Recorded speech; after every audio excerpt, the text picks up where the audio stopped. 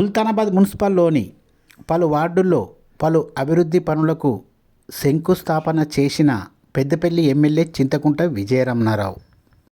Peddapalli MLA Chintakunta Vijaya Ramana Rao మీడియాతో మాట్లాడుతూ సుల్తానాబాద్ మున్సిపల్లోని 11, 12, 13, 14, 15 వార్డులలో పలు అభివృద్ధి పనులకు శంకుస్థాపన చేయడం జరిగింది.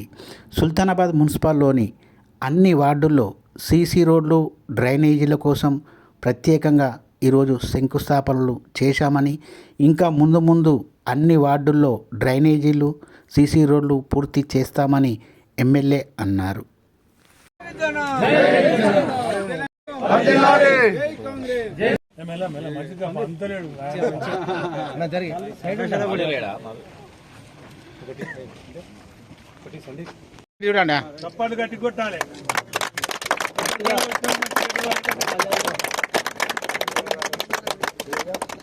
నాయకత్వం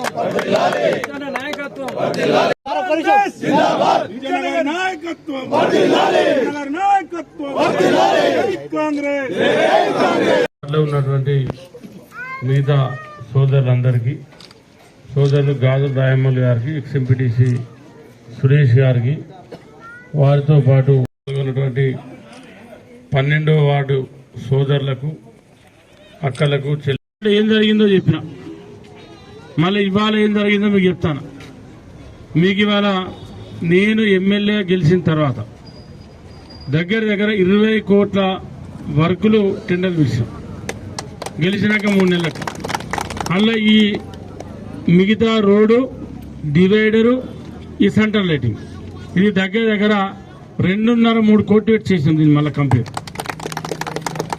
తర్వాత అంబేద్కర్ స్టాచ్యూ నుండి గట్టెపల్లి చివరస్తా వరకు 7.5 కోట్లు పెట్టాం. ఇది రోడ్డు వెడల్పు. 63 లక్షలు ఓన్లీ షాపులు తీసేసి మన కొత్త షాపులు కట్టిస్తాం. ఒక్క పైసా కూడా షాపులో అడగాలి, మనమే కట్టించాం వాళ్ళకి గవర్నమెంట్ నుంచి. ఇవాళ అది కూడా రోడ్డు స్టార్ట్ అయింది, డాంబరిస్తాన్.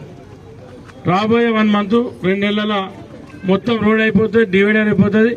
50 లక్షలు పెట్టి 2 ఐర్లాండ్స్ పెట్టాం.